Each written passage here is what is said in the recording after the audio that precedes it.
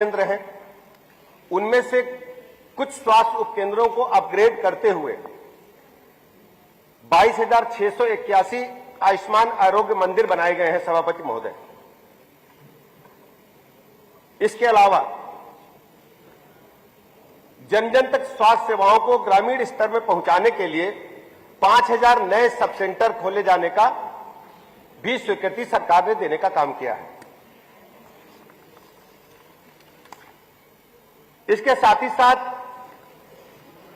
Medical कॉलेजों की संख्या में पर्याप्त वृद्धि हुई है। 2017 से पहले हमारे विपक्षी मित्र बैठे हैं, उनको अच्छी तरह पता है मेडिकल कॉलेज कितने थे, स्वास्थ्य व्यवस्थाओं का क्या हाल था। आज हम कह सकते हैं कि आज 65 मेडिकल कॉलेज पूरी क्षमता के साथ काम कर रहे हैं, जहां 5 वर्ष की पढ़ाई चल रही है, और 18 नए मेडिकल कॉलेज प्रारंभ हुए हैं, जिनमें प्रथम वर्ष की पढ़ाई प्रारंभ हो चुकी है। हर मेडिकल कॉलेज के साथ नर्सिंग कॉलेज बनाए जाने का व्यवस्था सरकार ने किया, उस दिशा में आगे बढ़ रहे हैं। 27 नए नर्सिंग कॉलेज उनके साथ बनाए जा रहे हैं। इसके अलावा अगर आप ओपीडी की संख्या देखें, मैंने पिछले सत्र में आप सबको बताया था, प्रतिदिन लगभग 2 लाख के मरीज हमारे पास केवल चिकित्सा एवं स्वास्थ्य महकमे में आते हैं। चिकित्सा शिक्षा विभाग के मेडिकल कॉलेज और टर्सरी केयर के जो हमारे ट्रामा सेंटर, उनकी संख्या मैं नहीं बता रहा हूं।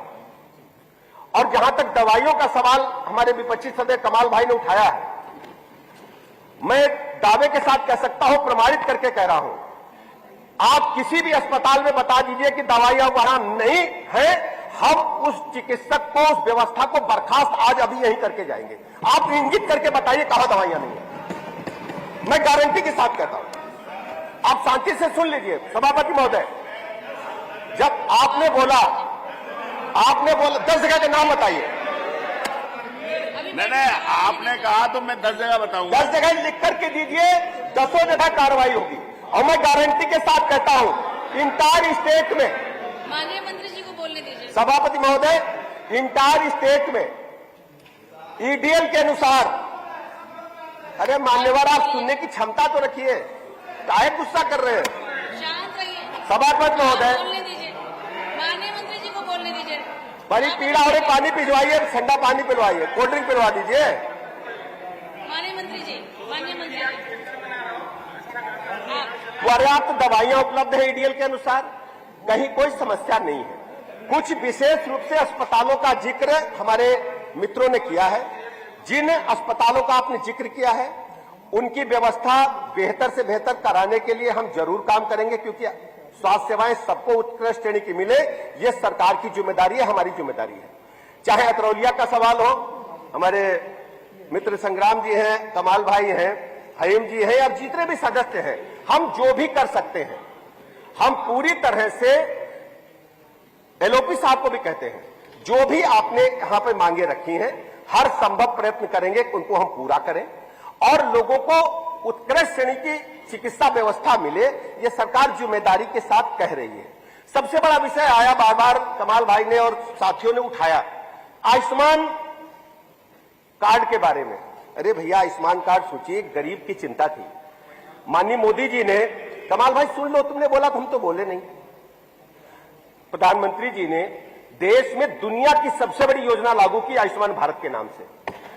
जब किसी गरीब के घर में कोई गंभीर रोग आता था, माननीय सभापति महोदय, गरीब की बेटी के गहने पहले बिकते थे, उसका मंगलसूत्र बिकता था, उसकी पैर की पायल बिकती थी, फिर गरीब का खेत बिकता था, फिर गरीब का घर बिकता था।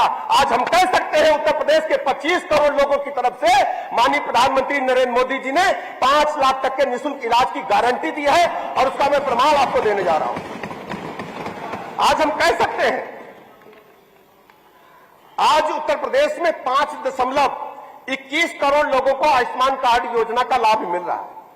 और सबसे बड़ी बात है, 57 लाख से अधिक लोगों को निःशुल्क उपचार मिला है, जिसमें 9,000 करोड़ रुपए से अधिक की व्यय सरकार ने किया है।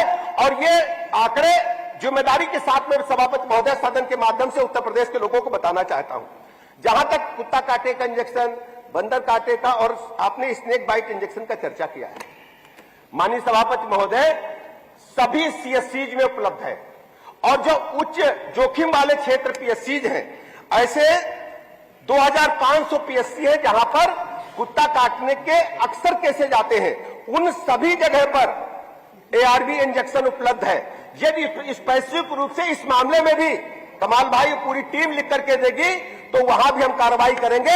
हर जगह कुत्ता काटे का इंजेक्शन उपलब्ध है। आप प्रमाणित करके लिखो, नहीं होगा तो हम गारंटी के साथ कार्रवाई करके 1 सप्ताह में आपको सूचित करेंगे।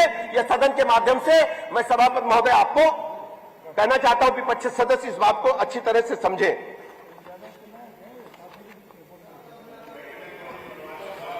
आपकी डिमांड है मेडिकल कॉलेज बनाए जाने की, तो हमारी आपकी चर्चा हुई है, प्रस्ताव करेंगे, उसमें भारत सरकार से अनुमति लेकर के आगे बढ़ रहे हैं। लेकिन बने, इस पे सहमत है। कब बनेगा इसमें थोड़ा इंतजार करिए, धीरे धीरे धीरे करके। आप सोचिए, जहां कुछ नहीं था, जब आपने इस व्यवस्था का छोड़ा था, अस्पतालों में तवेले खुले थे, भूसा भर के रखा था आप लोगों ने, भूसा भर के रखा था आप लोगों ने।